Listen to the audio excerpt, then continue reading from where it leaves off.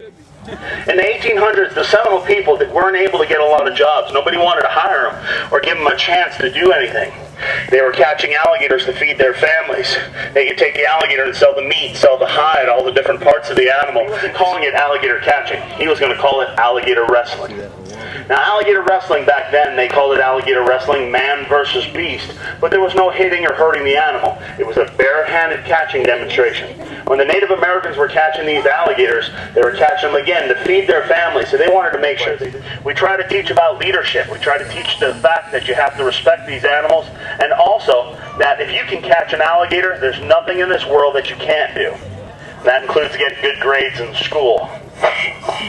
So Stone's working with this little one here. He's about 7 foot, and you see for the most part, the alligator would much rather just run away from the situation. Alligators would like to do that. When people get bit by alligators, it's usually our own fault.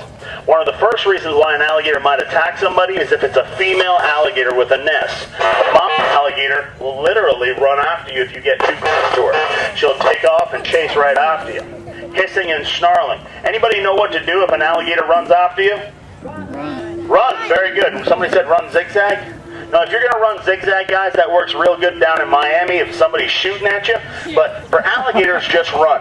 You can also use the buddy system. That's where you take your mother-in-law out in the woods and push her down, and then you can just walk away. So moms out there, if your son-in-law asks you to go to the woods with him, don't do it. Now, he's working with this alligator. This is the second way of getting bit by one, is by playing with one. Don't forget about the one behind you, Stone. When you play with an alligator, you take the chance of getting bit by an alligator. The third way of getting bit by an alligator is when you're swimming in the water. Many of us like to go swimming in our lakes and canals here, and when we do this, swimming in these lakes and canals, the alligator sees us swimming in the water. But the only thing that the alligator sees swimming in the water is your head. My head looks like one of their favorite meals, like a turtle shell.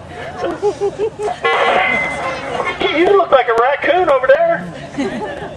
So the alligator sees your head bobbing up and down on top of the water and thinks to himself, hey, I can eat that. Watch that jump. And anything that touches on the inside of the alligator's mouth, watch it jump, will cause that alligator to either latch his jaws down extremely hard.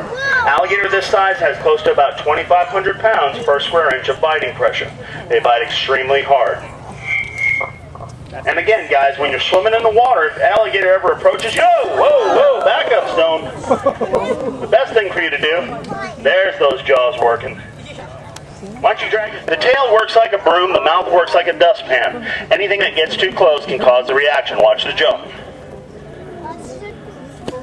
They move very, very quickly. Alligators are 52% muscle. The human being in their best condition is only about 20 to 22% muscle. And you guys can all look at me and tell I'm only about 2.5 to 3%. Well fed. Very good, Stone. We'll leave him alone now. Let's give a big round of applause for Stone working with this alligator.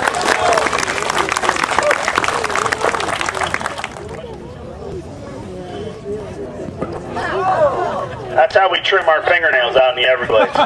Keeps them nice and short. Guys, when you are swimming in the water with an alligator approaches you, dive down under the water. By diving down under the water, the alligator doesn't see just your head anymore, but he sees your entire body. He realizes that you're too big for him to eat, okay? That is your safest thing to do. Do not stay on top of the water splashing around like a wounded duck. We got any Gator Boy fans out in the house? One? Come on, we got any Gator Boy fans? Let me hear you. Okay. Now, guys, they are an alligator rescue. They go out, they catch alligators, they are trappers, but rather than killing the alligators, they keep them alive. They keep them alive, so this way they can teach people about them, just like what we're doing here. The Gator Boys bring us alligators all the time to help support us, because we like to teach about these animals. We also like to teach about the way the native people used to do these tricks many, many years ago. Now, folks, we're going to be walking around with a small alligator. You want to take that out, guys? To let you guys touch it. That way you get an idea of what it feels like. We'll put a little bit of tape on its mouth. We're also going to answer any questions that you might have. Guys, when these guys are walking around, if you'd like to hold the alligator, to take a picture, to put it on Facebook or wherever you want to put it, it's a $5 donation that we ask for to help us out with that. If not, you're more than welcome. Keep going, alligator. Keep going, keep going. Under the fence. Keep going, keep going, keep going. There we go.